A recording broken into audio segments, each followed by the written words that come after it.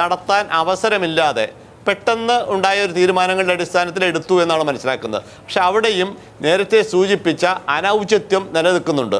ആ അനൗചിത്യം എന്ന് പറയുന്നത് മധ്യപ്രദേശ് ജഡ്ജിയുടെ ഹൈക്കോടതിയിലെ ചുമതല വഹിക്കുന്ന അവസരത്തിൽ അദ്ദേഹം പാസാക്കിയ അല്ലെങ്കിൽ അദ്ദേഹം കൂടി കേട്ട ഒരു തീരുമാനം, അദ്ദേഹം എടുത്ത തീരുമാനം, അതാണ് 2004 സുപ്രീം കോടതി വിധിക്ക് ആസ്പദമായ കേസ്. അതിൻ്റെ അടിസ്ഥാനത്തിൽ ഒരു 3 അംഗ ജഡ്ജിൻ്റെ വിധി നിലനിൽക്കുന്നു. ആ വിധി നിലനിൽക്കെ അതിന് ഘടകവിരുദ്ധമായി അദ്ദേഹം ഉൾപ്പെട്ട 2 അംഗ ബെഞ്ച് ഒരു തീരുമാനമെടുക്കാൻ മുതിരുന്നു. കുറച്ചുകൂടി കടത്തി പറഞ്ഞാൽ ആ പരാതിക്കാരൻ തന്നെയാണ് ഇവിടെയും പരാതിക്കാരനായി വന്നത്. മാത്രമല്ല, കൃത്യമായി ഈ കോടതി വിധി എത്തിയതൊന്നും ആയിരുന്നില്ല, വിധിയിലേക്ക് എത്തിയതായിരുന്നില്ല പരാതിക്കാരന്റെ ആവശ്യങ്ങളും. അങ്ങനെ കൂടിയില്ലേ? തീർച്ചയായിട്ടും കൗശക് എന്ന് പറയുന്ന ഒരു വ്യക്തിയായിരുന്നു അന്നത്തെ പരാതിക്കാരൻ. അദ്ദേഹം ആണ് പിന്നീട് ഇപ്പോഴും വന്നിട്ടുള്ളതെന്നാണ് രേഖകൾ കൊണ്ട് കാണുന്നത്. അപ്പോൾ അതിലൊക്കെ ചില അനൗചിത്യങ്ങളെല്ലാം ഉണ്ട്. പക്ഷെ അതൊന്നും ഒരുപക്ഷെ ഒരിക്കലും ദീപക് മിശ്രയെ സംബന്ധിച്ചിടത്തോളം സുപ്രീം കോടതിയിലെ ഏറ്റവും പ്രഗത്ഭനായിട്ടുള്ള അല്ലെങ്കിൽ പക്വമതിയായിട്ടുള്ള ജഡ്ജി എന്ന നിലയിലാണ് അറിയപ്പെടുന്നതെന്നാണ് ഞാൻ മനസ്സിലാക്കുന്നത്. തീർച്ചയായിട്ടും ഇത് പുനഃപരിശോധനയ്ക്ക് വിധേയമാകും. അദ്ദേഹം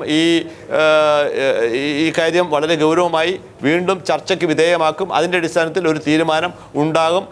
ഉണ്ടാകുമ്പോൾ ഇപ്പോൾ എടുത്തിട്ടുള്ള ഈ അനാവശ്യ വിവാദത്തിലേക്ക് എത്തിച്ചിട്ടുള്ള ചർച്ചകൾക്ക് പോലും ഒരുപക്ഷെ വിരാമമാകും എന്നാണ് ഞാൻ തിരിച്ചു വരാം.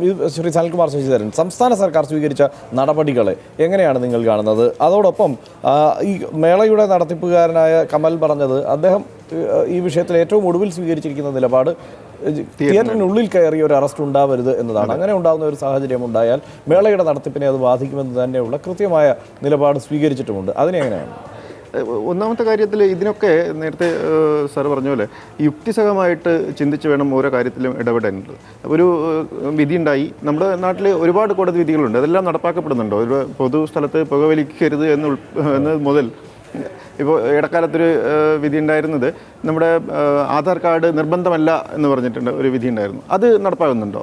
അപ്പോൾ അങ്ങനെ പല കാര്യങ്ങളെയും നമ്മൾ കണ്ണടച്ച് വിടുകയും ഇതുപോലെ വളരെ സെൻസേഷണലായിട്ടുള്ള ഇഷ്യൂസിനെ കൊണ്ട് പ്രതിഷ്ഠിച്ച് ജനങ്ങളുടെ ഇടയിൽ ഒരു കോൺഫ്ലിക്റ്റ് ഉണ്ടാക്കാനുള്ളൊരു അവസരം കൊടുക്കുകയും ചെയ്യുന്ന അത് ഒട്ടും യുക്തിക്ക് നിരക്കാത്തൊരു കാര്യമാണ്. പ്രത്യേകിച്ചും നമ്മുടെ സർക്കാർ ഇപ്പോൾ ഏറ്റവും വലിയൊരു മേള നടക്കുന്ന ഒരു സമയത്ത് ഇങ്ങനെ ഒരു ഇഷ്യൂവിനെ എസ്കലേറ്റ് ചെയ്യാൻ വേണ്ടി പോലീസിനെ അതിനകത്ത് കൊണ്ടുപോകുന്നു, അറസ്റ്റ് ചെയ്ത് കൊണ്ടുപോകുന്നു, പെട്ടെന്ന് വരെ വിട്ടയക്കുന്നു.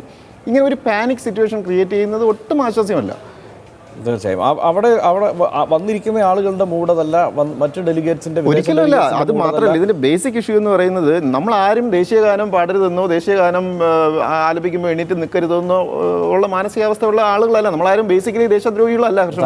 താങ്കളുടെ തന്നെ വാക്കുകൾ എടുത്താൽ ദേശീയ ഗാനമേളയായി പോകുന്നു എന്നതാണ്. തീർച്ചയായും അതാണ് പ്രശ്നം. അതായത് നമ്മൾ വരുന്നത് തിയേറ്റർ എന്ന് പറയുന്നത് ബേസിക്കലി ഒരു കൊമേഴ്സ്യൽ ഇൻസ്റ്റിറ്റ്യൂഷനാണ്. കാശ് കൊടുത്ത് എന്റർടൈൻമെന്റ് വാങ്ങാൻ വേണ്ടിയാണ് ആളുകൾ അവിടെ പോകുന്നത്. അപ്പോൾ ആ കൊമേഴ്സ്യൽ ഇൻസ്റ്റിറ്റ്യൂഷൻ നമ്മൾ പോകുമ്പോൾ അതിന്റെ കൂടെ അറ്റാച്ച് ചെയ്ത് ദേശീയഗാനം തരിക എന്ന് പറയുന്നത് ദേശീയഗാനത്തിന് വില കുറയ്ക്കുന്ന ഒരു ഇടപാടല്ലേ? പക്ഷേ നമ്മൾ കാലങ്ങളായി കണ്ടിട്ടുള്ള ഒരു കാര്യമുണ്ടല്ലോ, ഈ ദേശീയോദ്ഗ്രഥനത്തിന് വേണ്ടിയിട്ടുള്ള ഈ ന്യൂസ് റീലുകൾ, അത്തരം കാര്യങ്ങളെല്ലാം നമ്മൾ കണ്ടുകൊണ്ടിരുന്നത് തിയേറ്ററുകളിലാണ്. അതൊരു ചരിത്രമാണ്. പക്ഷേ അതുപോലല്ലോ ദേശീയഗാനം എന്ന് പറയുന്നത്. ദേശീയഗാനം നമ്മൾ ഇതാണ് പ്രശ്നം എന്ന് വെച്ചാൽ നമ്മൾ ദേശീയഗാനത്തെയും ഈ പറയുന്ന ഡോക്യുമെൻ്ററി പീസുകളെയും എല്ലാം ഒരേ തരത്തിലാണ് കാണുന്നത് എന്നുള്ളതാണ്. ദേശീയഗാനം കുറച്ചുകൂടി വിലമതിക്കപ്പെടേണ്ട ഒരു കാര്യമാണ്. അതിന് ഈ തോന്നും പോലെ എല്ലായ്പ്പോഴും ആലപിക്കുകയും ഒരു ദിവസം തന്നെ 7 തവണ ദേശീയഗാനം ആലപിക്കുക, ദേശീയഗാനം തന്നെ തളർന്നു പോയില്ലേ? തീർച്ചയായും. ശ്രീ രാധാകൃഷ്ണ മേനോൻ, ഇത് ദേശീയ ഈ പറഞ്ഞതുപോലെ പലതവണ ആവർത്തിക്കുന്ന ഒരു സാഹചര്യം ഉണ്ടായതുകൊണ്ടാണ് തിരുവനന്തപുരത്ത് ഇങ്ങനെയുള്ള ഒരു പ്രതിഷേധം ഉണ്ടായത് എന്ന് കരുതാം. ഇത് സംബന്ധിച്ച് നിയമത്തിൽ പറയുന്നത് നമ്മൾ ആ നിലയ്ക്ക് തന്നെ ആ വാചകങ്ങളെ അങ്ങനെ തന്നെ നമ്മൾ എടുത്താൽ ഈ പ്രതിഷേധിച്ചവരാരും ആരെയും തടസ്സപ്പെടുത്തിയിട്ടില്ല.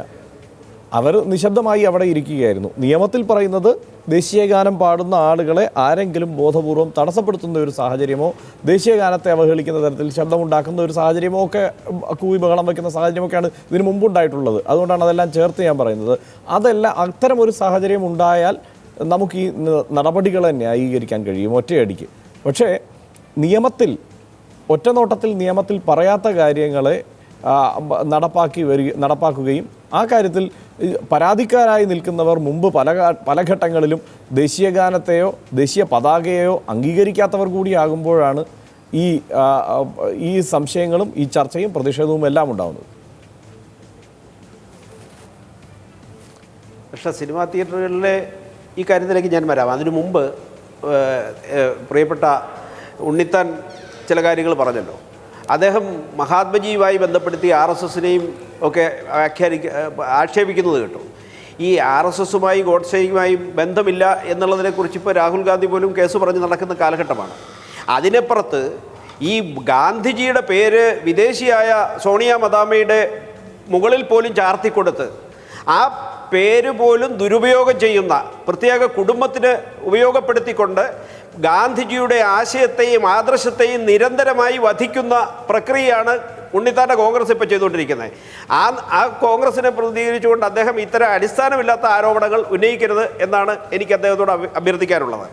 പിന്നെ സിനിമാ തിയേറ്ററുകളിൽ ഇത്തരം ഒരു കാര്യം നടപ്പാക്കുന്നതിനെ സംബന്ധിച്ച് നാം ചിന്തിക്കുമ്പോൾ, സിനിമാ തിയേറ്ററുകളല്ലേ സത്യത്തിൽ നമ്മുടെ സ്കൂളുകൾ കഴിഞ്ഞാൽ ഈ ഇത്രയേറെ ആളുകളെ ഒരുമിച്ച് ചേർക്കുന്ന, പിന്നെ നമുക്ക് വേണമെങ്കിൽ ആരാധനാലയങ്ങളിലാണ് ആളുകൾ ഒരുമിച്ച് ചേരുന്നത്. അപ്പോൾ രാജ്യത്ത് എല്ലാ ആളുകളും ഒരുമിച്ച് ചേരുന്ന, ജാതിക്കും മതത്തിനുമെല്ലാം അതീതമായി സമൂഹം ഒരുമിച്ച് ചേരുന്ന ഒരു വേദിയാണ് സിനിമാ തിയേറ്ററുകൾ. അപ്പോൾ ആ സിനിമാ തിയേറ്ററുകളിൽ ഈ ദേശീയോദ്ഗ്രഥനത്തിന് വേണ്ടി ദേശീയ ഗാനം ഉണ്ടാവണം എന്ന് പറയുന്നത് തികച്ചും പോസിറ്റീവായ ഒരു കൺസെപ്റ്റാണ്. പക്ഷെ അങ്ങനെയാണെങ്കിൽ വ്യതിചലിച്ചു പോകുന്ന എല്ലാവരെയും ഉൾക്കൊണ്ടുകൊണ്ട് എല്ലാവരും ദേശീയ ഗാനം പാടുന്ന ഒരു സാഹചര്യം ആദ്യം സൃഷ്ടിക്കേണ്ടത് കോടതികളിലല്ലേ? കോടതി അതുമായി ബന്ധപ്പെട്ട് ചെന്നിരിക്കുന്ന എല്ലാ ഹർജികളും അല്ലെങ്കിൽ അത്തരം അപേക്ഷകളും തള്ളിയിട്ടുണ്ട്. അതെന്തുകൊണ്ടാണ്? അല്ല, അത് കോടതിയാണ് അതിനെക്കുറിച്ച് വ്യാഖ്യാനിക്കേണ്ടത്. പക്ഷേ കോടതിയിൽ ഇരിക്കുന്നത് ആളുകളുടെ എണ്ണം, പക്ഷേ നമ്മൾ ഒരു കാര്യത്തെ പറയുമ്പോൾ ഒരു കോടതിയിൽ ആൾ കൂടുന്നത് പോലെയോ അല്ലെങ്കിൽ എല്ലാ പൊതുയോഗങ്ങളിലും ആൾ കൂടുന്നത് പോലെയോ അല്ലല്ലോ. നമ്മൾ ഒരു മാസമായിട്ട് സമൂഹം ഒരുമിച്ച് ചേരുന്ന ഒരു വേദിയാണ് സിനിമാ തിയേറ്ററുകൾ.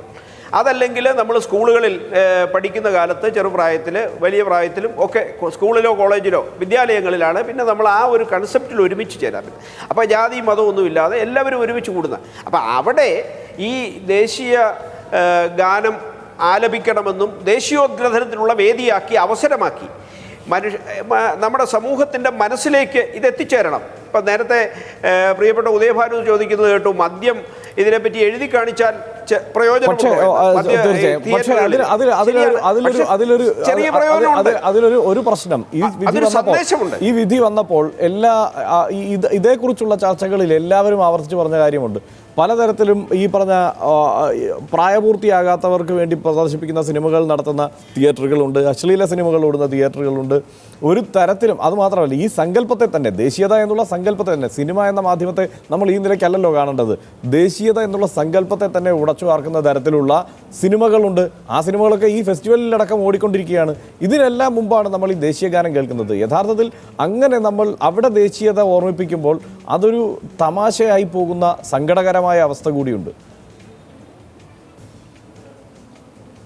ഹർഷ, അത് തമാശയാവാൻ പാടില്ലല്ലോ. ദേശീയത എന്ന് പറയുന്നത് നമ്മുടെ ഒരു വികാരമാണ്. ദേശീയ ഗാനവും ദേശീയ പതാകയും നമ്മുടെ പ്രതീകങ്ങളാണ്. ആ പ്രതീകങ്ങളെ ചെറിയ മനസ്സിൻ്റെ ഉള്ളിലേക്ക് പതിപ്പിക്കാനാണല്ലോ നമ്മൾ സ്കൂൾ ക്ലാസ്സുകളിൽ തന്നെ ഇത് ആരംഭിച്ചിട്ടുള്ളത്. വ്യക്തമാണ്, നമുക്കത് ആവർത്തിക്കേണ്ടതില്ല. നമുക്ക് അടുത്ത വിഷയത്തിലേക്ക് വരേണ്ടതുണ്ട് വളരെ പെട്ടെന്ന് ഒരു ഇടവേളയ്ക്ക് ശേഷം.